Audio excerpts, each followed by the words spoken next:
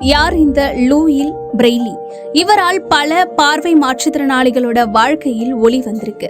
வெறும் 6 புள்ளிகளை மட்டும் பயன்படுத்தி இவர் உருவாக்கிய பிரெய்லி எழுத்துக்கள் இன்று கல்வி என்பது கனவில் கூட சாத்தியமில்லை என்பவர்களுக்கு சாத்தியமாகியிருக்கு.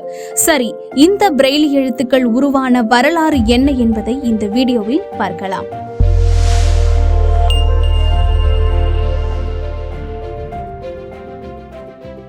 ஐரோப்பாவின் பிரெஞ்சு தேசத்தில் 1809 ஆண்டு ஜனவரி மாதம் 4ஆம் தேதி பிறந்தார் லூயிஸ் பிரெய்லி.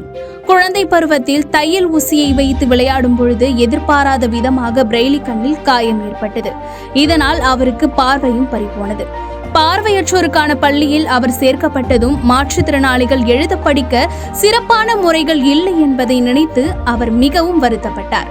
இராணுவத்தில் பயன்படுத்தப்படும் ரகசிய குறியீடான கிரிப்டோகிராஃபி குறித்து அறிந்த பிரெய்லி அதுபோலவே உலகின் முதல் பார்வையற்றோர் எழுத்துக்களை உருவாக்கினார். இரவும் பகலும் பாடுபட்டு ஆராய்ச்சியில் இறங்கி புள்ளிகளை பலவிதமாக மாற்றி அமைத்து பரிசோதனைகள் செய்து ஒரு புதிய குறியீட்டு மொழியை உருவாக்கினார். வெறும் 6 புள்ளிகளை மட்டும் பயன்படுத்தி உருவாக்கப்பட்ட அந்த மொழியில் மொழி, இலக்கணம், கணிதம், அறிவியல் கோட்பாடு, வரலாறு, புவியியல், இசைக்குறிப்பு, கதை, கட்டுரை, நாவல் என எல்லாவற்றையும் எழுதலாம், படிக்கலாம் என்பதையும் அவரது 15வது வயதிலேயே நிரூபித்து காட்டினார்.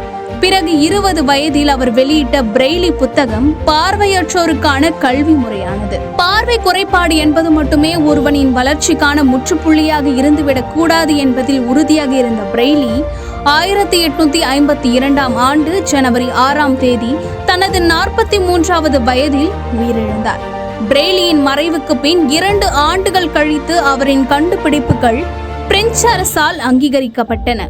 அந்த எழுத்துரு முறைக்கு பிரெய்லி என்ற அவரது பெயரையே வைத்து கௌரவித்தது பிரெஞ்சு அரசு.